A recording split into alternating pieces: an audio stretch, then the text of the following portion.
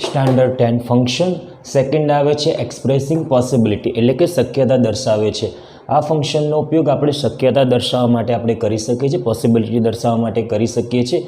Keyword છે મે એટલે કે કદાચ, બરાબર. એક્ઝામ્પલ જોઈ લઈએ આપણે. We may return late from the party, કદાચ આપણને પાર્ટીમાંથી પરત ફરતા મોડું થશે.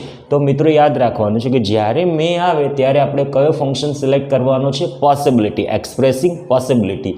એના પછી થર્ડ નંબર આવે છે એક્સપ્રેસિંગ એબિલિટી. એબિલિટી એટલે કે ક્ષમતા દર્શાવે છે. જી હા મિત્રો, આ ફંક્શનનો ઉપયોગ ક્ષમતા કે શક્તિ દર્શાવવા માટે આપણે કરવામાં આવે છે, જેનો કીવર્ડ આવે છે કેન, બરાબર છે. તો કેન આવે એટલે યાદ રાખવાનું કે ભાઈ એક્સપ્રેસિંગ એબિલિટી. એક્ઝામ્પલ જોઈ લઈએ આપણે. આઈ કેન સ્પીક ઇંગ્લિશ, હું અંગ્રેજી બોલી શકું છું, બરાબર છે. તો કેન એટલે એબિલિટી, આ યાદ રાખવાનું છે.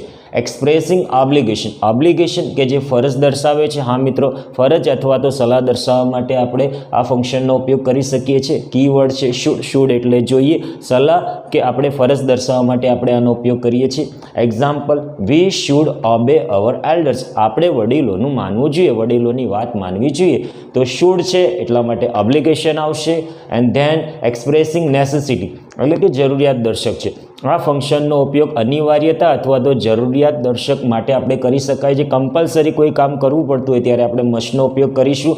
મસ્ટ કીવર્ડ છે, બરાબર છે. એટલે એક્ઝામ્પલ જોઈ લે. We must obey the traffic rules, આપણે ટ્રાફિકના નિયમોનું પાલન કરવું જ જોઈએ. તો જ્યારે મસ્ટ છે ત્યારે એક્સપ્રેસિંગ નેસેસિટી છે, યાદ રાખવાનું છે. ઓકે.